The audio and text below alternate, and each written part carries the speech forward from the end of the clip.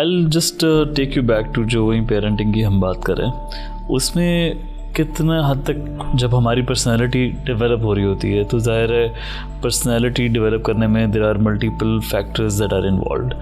तो पेरेंटिंग का उसमें कितना अमल दखल होता है, आपकी अपब्रिंगिंग का, उसमें जो इन्वायरमेंट जिसमें आप बड़े हो रहे हैं उसका, और आपके जेनेटिक्स का क्या फैक्टर्स होते हैं that makes your personality, specially like when we see it from that lens के कुछ लोग इंट्रोवर्टेड होते हैं, एक्सट्रोवर्टेड होते हैं, तो क्या अवामिल होते हैं, क्या फैक्टर्स होते हैं जिस वजह से ये पर्सनालिटी शेप अप होती है बच्चों की?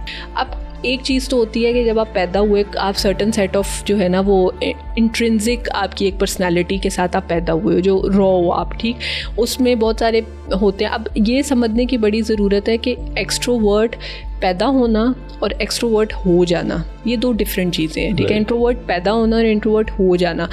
अब क्या है कि जब आपका पेरेंट आपको देखता है, आपकी जो वो है कोर्स ऑफ लाइफ, या आप जब बड़े होते हो आपकी आदत देखता है, और पेरेंट को लगता है if the parent is extrovert, normally वहाँ पे होता है, और उसका बच्चा इंट्रोवर्ट है, तो वो चीज़ उसको बहुत ज़्यादा जो है ना वो पैनिक करती है कि ये क्यों नहीं लोगों से बात कर रहा, ये क्यों नहीं सलाम कर रहा.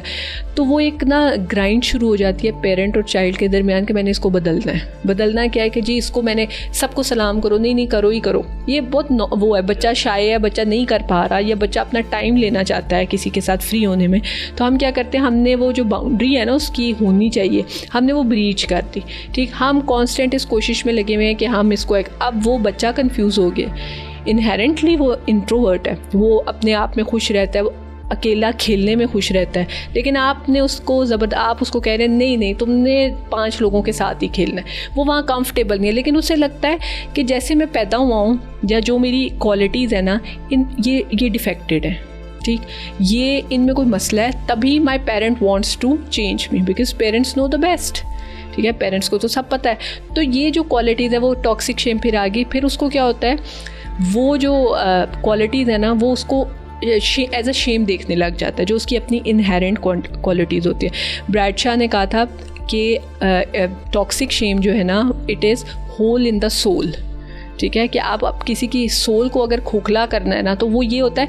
फिर वो बच्चा क्या, अच्छा ये एक इस तरह ये कंफ्यूज्ड पर्सनालिटीज़ बना देते कि अगर पेरेंट ऑपोजिट पर्सनालिटी का है तो वो कहता है कि मेरा बच्चा इस तरह का हो, ठीक है. एक उन्होंने अपने दिमाग में वो चेकलिस्ट रखी होती है कि अच्छा अच्छा बच्चा ये है कि उसमें ये क्वालिटीज़ हों.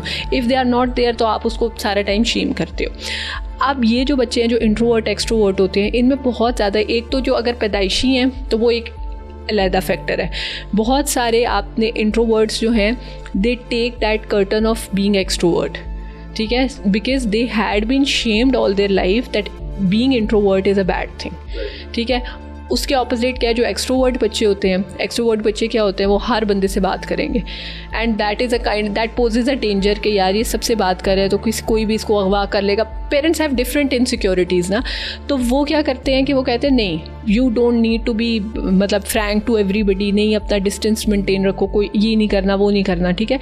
एंड वो मतलब एक सर्टन बैरियर. अब वो भी शेम होता है कि मैं इनहेरेंटली ऐसा हूँ but I am not suppose to be this way, ठीक है. असल में तो इंसान को ऐसा होना चाहिए कि उसके कुछ दोस्त हों. तो वो क्या हुआ, वो अपने आप पे कर्टन डाल लेता है, ठीक है. एक्सट्रोवर्ट जो है वो इंट्रोवर्ट का कर्टन डालता है और इंट्रोवर्ट जो है वो एक्सट्रोवर्ट का कर्टन डालता है. तो बहुत सारे जो एक्सट्रोवर्ट्स हैं they are not inherently extroverts, वो इनहेरेंटली जो है वो इंट्रोवर्ट्स थे, लेकिन अपने आप अपनी वो क्योंकि उनकी सेल्फ इस्टीम लो हो चुकी है because of the toxic shame, तो वो कहते हैं कि वो पर्सनालिटी को मैं छुपा दूँ, वो नहीं नज़र आनी चाहिए, मैं सबको बबली एंड लवली नज़र आना चाहिए, ठीक है.